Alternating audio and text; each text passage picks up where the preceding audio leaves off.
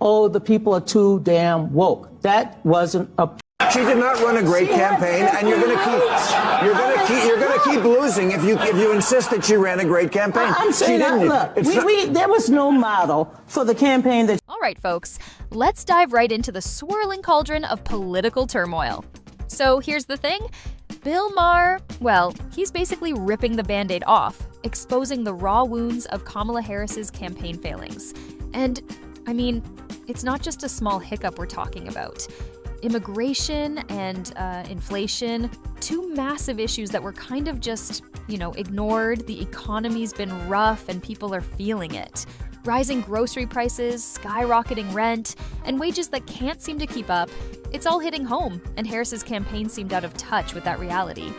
The big issue, right, was immigration. And inflation, immigration. Those two are very big issues. And you asked Vice President Harris, right, why did you let all these people in for the last 4 years? She did not have an answer. I still don't know the answer. They actually could, with an executive order, shut it down as they did earlier this year. So why did they not do it 3 years earlier? And I think people felt she did not respond to that in any way. She had no answer on inflation, and she also seemed to represent that whole woke zone that people are sick to death of. And I think those three did it. I agree with the first two, but I'm not going to get into this. How do you even do that? Meanwhile, Donna Brazile tries to cover up by clinging to the narrative that everything was just dandy. It's, sort of bizarre, if you ask me. The Democratic Party's denial is more like a stubborn refusal to face the music. And seriously, it's, unraveling at the seams. And here's the kicker. It's not just denial, it's active avoidance. They're tiptoeing around these glaring issues, pretending they're not losing ground while their voter base starts looking elsewhere. Wait a sec. If you enjoy content that challenges the norm and keeps it real, hit that subscribe button. Go on, I'll wait. Done. Welcome aboard. Now, let's jump back in. Right, so let's get into what Bill Maher had to say about Kamala Harris's campaign performance. And, folks, it's not pretty. Maher didn't exactly mince words. He cut straight to the chase, pointing out that Harris didn't really connect with the voters. And why was that? Well, primarily because of what he calls her lack of response to critical issues like immigration and inflation. He suggests the campaign was more of a disconnect than anything else. It's like they kind of sidestepped the major concerns, and needless to say, that did not go unnoticed. And when you avoid the elephant in the room, voters pick up on that. They know when they're being fed a script instead of real solutions. I agree with the first two, but I'm not going to get into this, oh, the people are too damn woke. That wasn't an issue. What happened? Yeah, it was. I disagree with you. I know, and that's why you're going to keep losing. No, man, look. I mean, it's not to go. Okay. Yeah. But not to, on July 21st at 1:41 p.m., when Joe Biden announced that he was going to step down, Kamala Harris had to step up. Now, what other Democrat could have stepped up in that period of time? We're not arguing about that. All right. We're arguing the campaign she ran. They asked her what she would do differently. She said, I can't think of anything. That's terrible. How do we trust a party that was telling us with a straight face that Joe Biden could be president for 4 more years without any problem whatsoever? That's what the Democrats were telling us. It was a massive lie. We saw through it. Everyone saw through it. Did you see him this week? Could you imagine if we were just starting on the next term? That was First of all, happy birthday, Joe Biden. Happy birthday. Joe Biden turned 82 this week. All right. And Bill, I hope you're still kicking ass at 82. Maher argues that Harris missed an opportunity to address these pressing issues head on. Immigration, let's be real, was a significant factor in this election. I mean, allowing an influx of people without clear solutions or policies left many, including Maher, questioning Harris's strategy. And let's not forget, this wasn't just a policy failure, it was a messaging disaster. Maher criticizes her for not having answers when asked directly about this, especially when she had the standing as vice president to push for effective changes. It's like she was consulted and crickets. It really makes you wonder why there wasn't more action, doesn't it? It's like watching a car crash in slow motion. Everyone could see it happening, but no one at the top seemed to want to hit the brakes.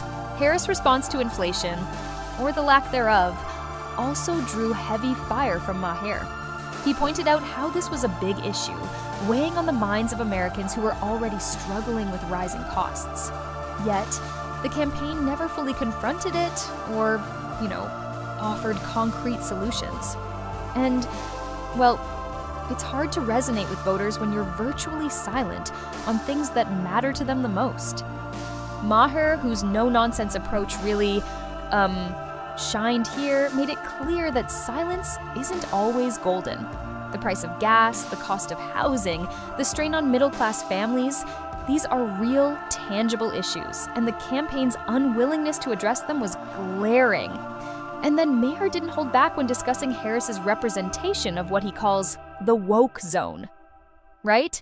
He says people are just, sick of it.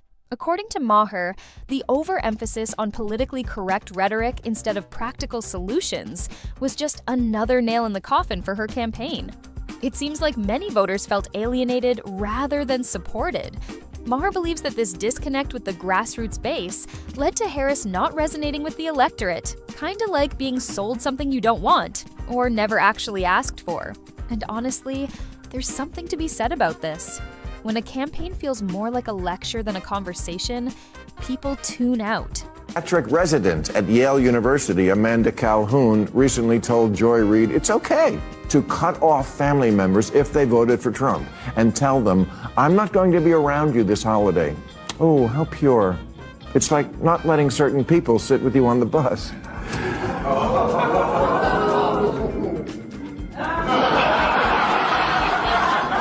She also said that it shouldn't be automatic that family members think they're entitled to your time.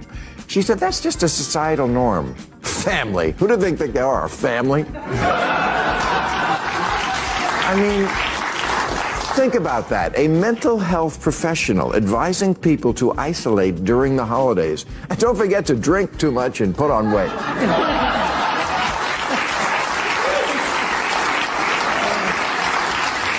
And this Thanksgiving, before the big meal, remember to take turns saying what you're hateful about. You know who I really wouldn't want to have Thanksgiving dinner with? This overly educated, i.e. extremely stupid, ivory tower academic. But I would, because if we ever want this nation to heal, this is what we have to do. Force ourselves to reach out and find out why someone feels the way they do and make the choices they make without... Now, the problem Maher has isn't with the issues themselves. It's, more about how they're being handled, how the narratives are built around these concerns. He feels that this naivety and, honestly, refusal to engage in real, grounded discussions is what's driving people away from the party. It's not like these issues don't matter, it's more that they're being addressed like ticking boxes, rather than reshaping lives. And that's the difference between a campaign that inspires people and one that just limps along, trying to check off policy points without any real passion behind them. Then there's the Democratic Party's seeming self-deception. Maher goes on about how they continue to act as though these losses don't reflect on them. He calls out this almost chronic denial, as though simply ignoring the flaws could make them disappear. It's, absurd.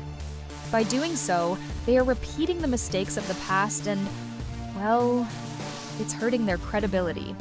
And here's the thing. People aren't just walking away. They're running. They're looking for alternatives, for voices that actually address their concerns. And if the party doesn't realize that soon, they're in for a rude awakening. Maher also tackles this idea of severing familial ties due to political disagreements, which he sees as another way the partisan divide is being widened. And here's where it gets interesting. Maher challenges us to think about this withdrawal from our own family members due to differing political opinions. It's, definitely a major societal issue. He talks about the dangers of cancel culture seeping into personal lives, and you know what? I think he might be onto something. When political allegiance is prioritized over personal relationships, it shows how polarized we've become. And that kind of division, it's dangerous. It turns neighbors into enemies, friends into strangers, and families into factions. And while Maher isn't just blaming one side exclusively, he makes it pretty obvious that he believes the Democrats have to kind of step out of their echo chambers. They have to face up to these realities that are drifting their staunch supporters into becoming critical skeptics or apathetic non-voters. Maher presses on the fact that without addressing these issues, the chances of reconciliation and unity become slim. And it's not just about winning elections. It's about keeping democracy functional, about making sure people still feel heard. She would do differently. She said, I can't think of anything.